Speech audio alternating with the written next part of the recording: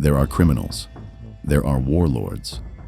And then, there is Pablo Escobar, a man who rose from the sun-scorched hills of rural Colombia to command one of the most ruthless and profitable empires in human history.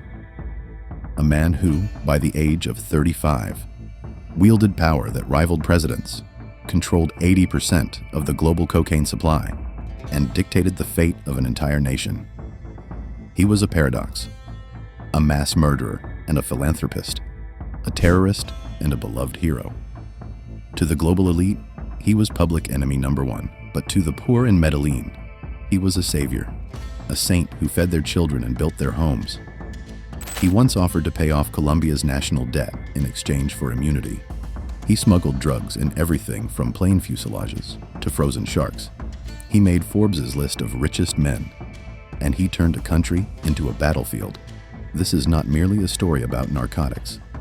This is a story of unrelenting ambition, brutal violence, and a man who became the most feared name in the Western Hemisphere. This is the rise and reign of Pablo Emilio Escobar Gaviria. Pablo Emilio Escobar Gaviria was born on December 1st, 1949, in Rio Negro, Antioquia, Colombia. But his story truly begins in Medellín, where his family relocated when he was still a child. Medellín, already a city struggling with deep economic disparity, was a fertile breeding ground for ambition, crime, and rebellion. His mother, Hermilda Gaviria, was a school teacher. His father, Abel de Jesus Escobar, was a struggling farmer. They lived modestly, but Pablo had no intention of staying poor. From his earliest days, Escobar was fascinated with wealth and power. Not education, not law, not tradition, money.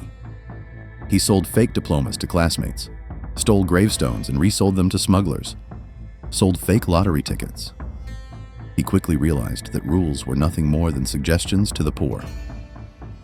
By his late teens, Escobar had graduated to smuggling. Initially, it was small-scale, stereo equipment, fake cigarettes, contraband liquor. But he was watching, learning, building connections with criminals who would later become his lieutenants. Then came cocaine, a white powder that would change the world and define Escobar's destiny. At first, he was merely a transporter, moving coca paste from Peru and Bolivia into Colombia, where it could be refined, but he soon recognized the gold mine he was sitting on. And like any good capitalist, he wanted to control every step of the process. He wasn't just chasing money, he was chasing legacy. By the late 1970s, Escobar had formed what would become the Medellín cartel, a multinational, militarized drug empire that revolutionized global trafficking. He controlled coca farms, processing labs, airstrips, and shipping lanes. He recruited chemists from Europe, mercenaries from Central America, and smugglers from the US.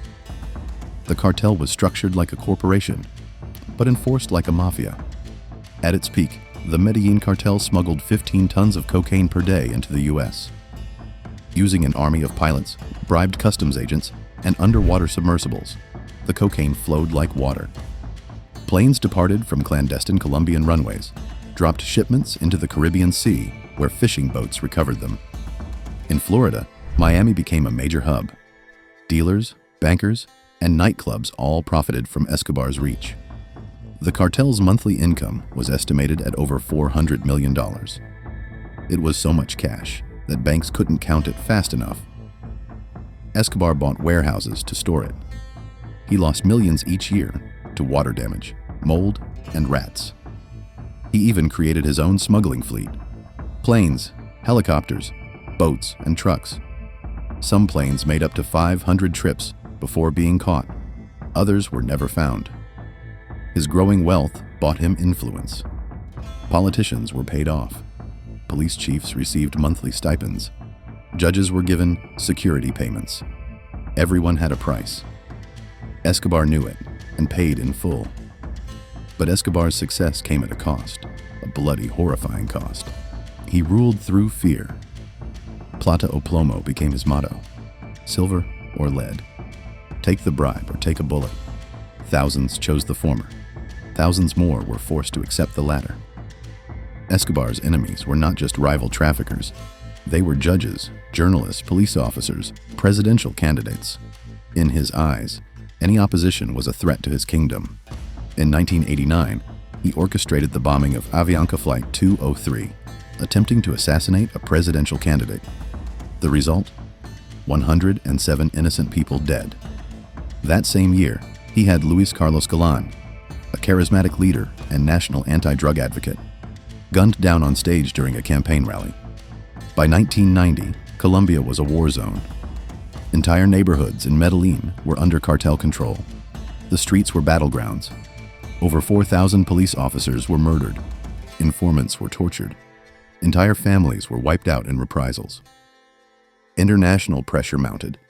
The U.S. demanded extradition. Colombia began crumbling from within. And through it all, Escobar remained untouchable. He believed himself invincible. But that belief would soon be tested. Escobar wasn't content with being a drug lord. He wanted legitimacy. So, in 1982, he entered politics. Running under the Liberal Party, he was elected as an alternate member of Colombia's Congress. To the poor, he was a Robin Hood. He built entire neighborhoods, gave food to starving children, created jobs, and funded public works. In Medellín, his name became legend.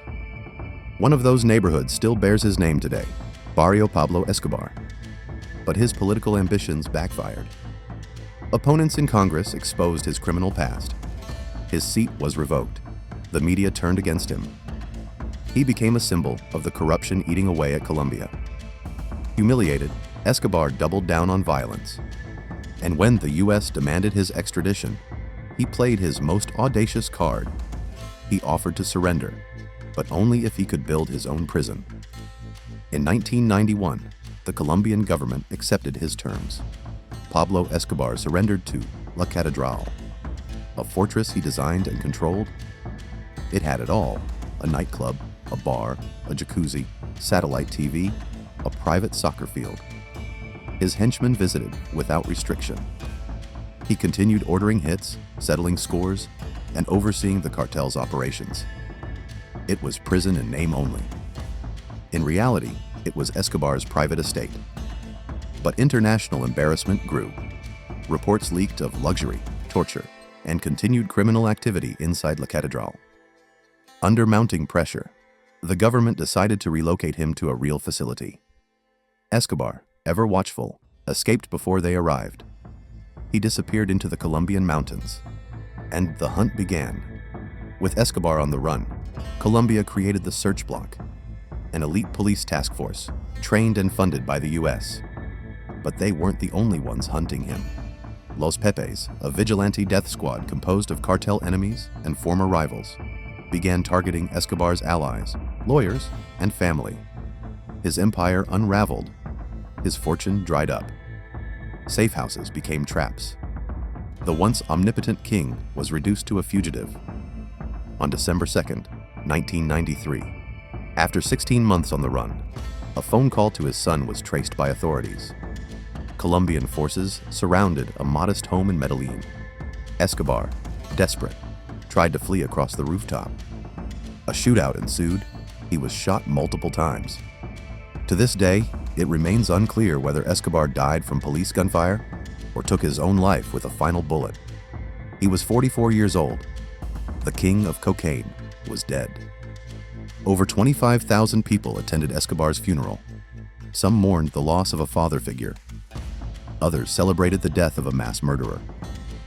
His story has echoed through pop culture, books, films, documentaries, and the global hit series Narcos.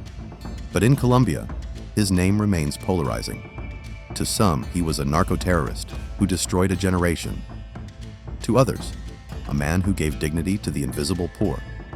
His son, Sebastián Marroquín, changed his name and now travels the world speaking out against his father's legacy, hoping to prevent others from following in his footsteps.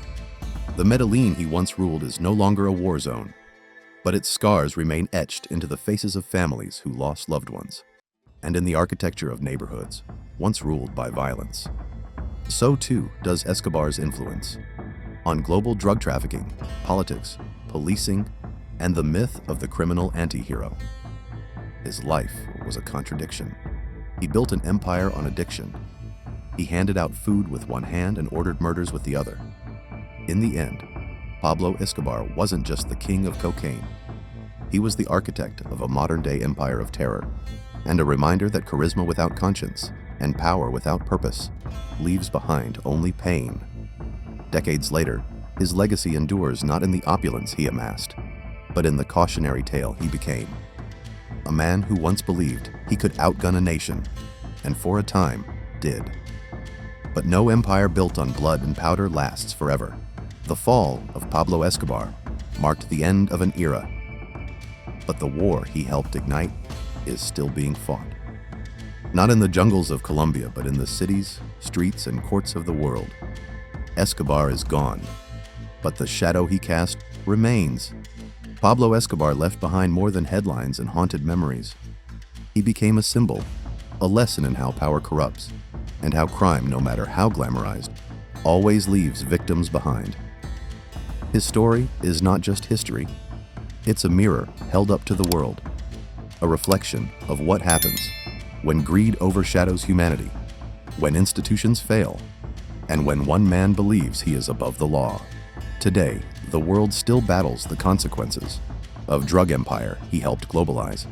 From overdoses in American suburbs to cartel violence in Central America, his ghost lingers not as a hero but as a warning.